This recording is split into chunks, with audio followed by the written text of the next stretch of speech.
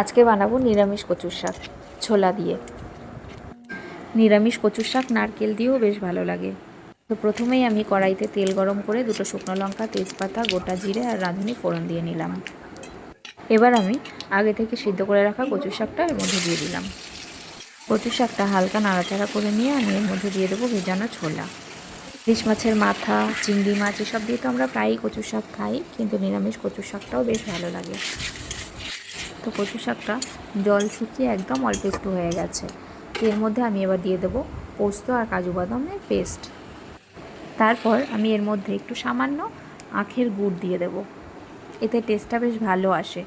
আর দিয়ে দেবো বাড়িতে তৈরি করা ভাজা মশলা, হলুদ, নুন আর 1 চামচ চিনি। আপনারা চাইলে একটু বাদাম ভেজে এর মধ্যে দিয়ে দিতে পারেন, কেউ চাইলে কাঁঠাল বীজ দিয়েও কচু শাক করতে পারেন, তো সেটাও বেশ ভালো লাগে খেতে। কচু শাকের মধ্যে ছোলাগুলো সিদ্ধ হয়ে গেছে আর শাকটাও শুকিয়ে একদম অল্প একটুখানি হয়ে গেছে। দেখুন, আজকের রেসিপিটা আপনাদের কেমন লাগলো অবশ্যই কমেন্ট করে জানাবেন। আজ আসি, ফিরবো নতুন কোনো রেসিপি নিয়ে। সবাই ভালো থাকবেন, সুস্থ থাকবেন।